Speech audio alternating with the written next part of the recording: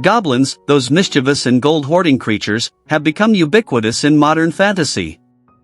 Whether in books, movies, or games, they seem to be everywhere, much like filthy sewer rats.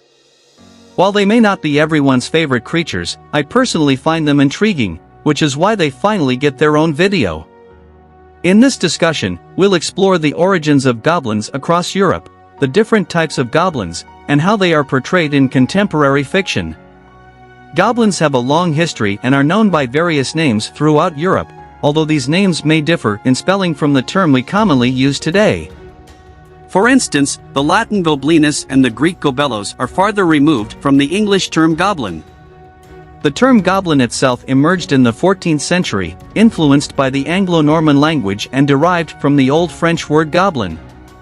While the term was broad, it typically referred to small, grotesque, and mischievous creatures with a penchant for gold, treasure, and shiny objects. Some might say they resemble the younger siblings who become outright malicious if anyone comes between them and their gold. One prevalent and well-known type of goblin is the Hobgoblin. No, we're not referring to the Spider-Man villain, although the casting of Willem Dafoe as the Green Goblin was indeed fitting, given his creepy appearance. Hobgoblins appear in English and Scottish folklore, but they differ from the goblins we commonly envision today. The term hob was sometimes used to describe an elf, and hobgoblins were seen as fairy spirits associated with the hearth or home. They can be considered a variation of house elf goblins, reminiscent of Dobby in J.K. Rowling's Harry Potter series, which drew heavily from British and European folklore. Hobgoblins share similarities with brownies, another type of creature found in human dwellings. Like brownies, hobgoblins emerge during the evening to perform household chores while the family sleeps. However, hobgoblins are not as hairy as the Slovak domovoi. They don't explicitly ask for anything in return, they simply take food as compensation for their services. But don't get any ideas of finding a hairy little helper to do your chores while you lounge in bed. Do your own chores, you lazy goblin.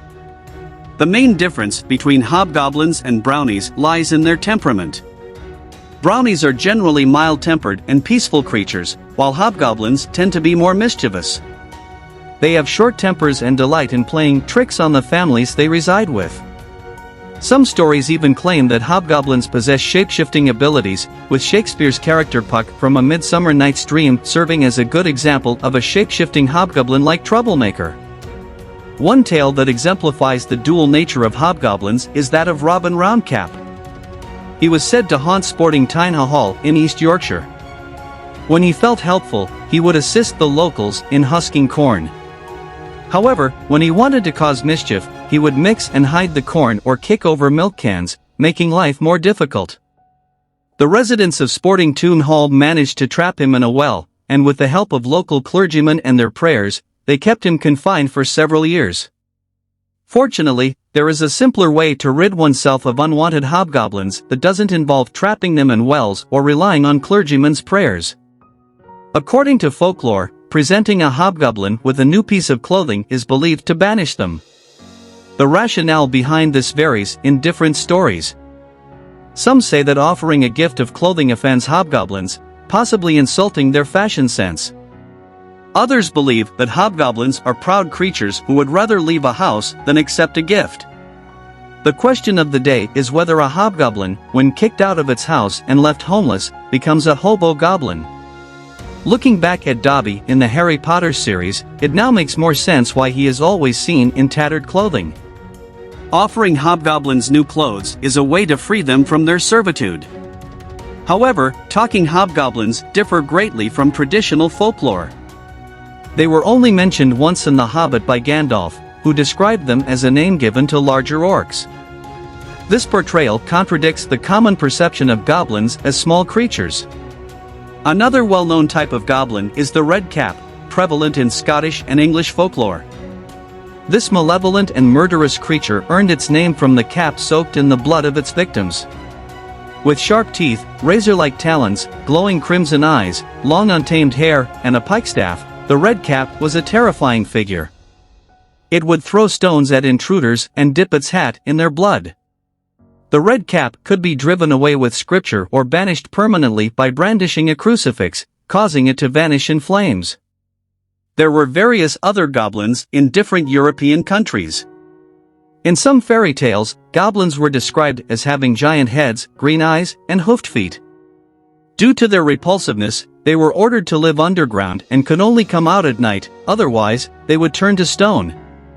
These goblins resented and played tricks on humans, even snatching their children from their cribs. This animosity grew until one night when the goblins ventured out and defied the rising sun, resulting in their transformation into stone. In Germanic folklore, the prominent goblin figure is known as El-King, derived from the Danish term for elf king. Goblins, elves, and fairies were often categorized together, referring to small creatures with magical properties. Some possessed magical powers resembling modern-day fairies, while others exhibited a more malevolent and demonic form of magic. Some goblins could shapeshift into small children, similar to changelings. In Spain and Portugal, there were the trascu, mischievous spirits found in the forest who disguised themselves with leaves. They were described as short men with hoods and carried a limp. They would enter houses, move objects, break things, and cause chaos. However, if treated well and fed, they would assist with household chores. To get rid of them, one had to challenge them with a task they couldn't complete, which would result in their fleeing in shame. In Greece, there were malevolent goblins known as Kalakanceroi, which also appeared in other southeastern European countries. These goblins spent most of the year underground but emerged during the Christmas period to torment humans. They would attempt to destroy the world by attacking the world tree. These hairy creatures had poor eyesight and mostly fed on small creatures. People took precautions to keep them away from their homes during Christmas, such as leaving a colander outside or keeping the fireplace burning all night. In modern fiction, the terms elf, fairy, and goblin typically refer to distinct creatures. However, there is a wide variety of goblins depicted, often as a horde of dim-witted troublemakers. They are portrayed differently in various book series, such as Artemis Fowl and Harry Potter, where they possess unique characteristics and play specific roles. In J.R.R. Tolkien's works, goblins and orcs are essentially the same species, with orcs considered a type of goblin.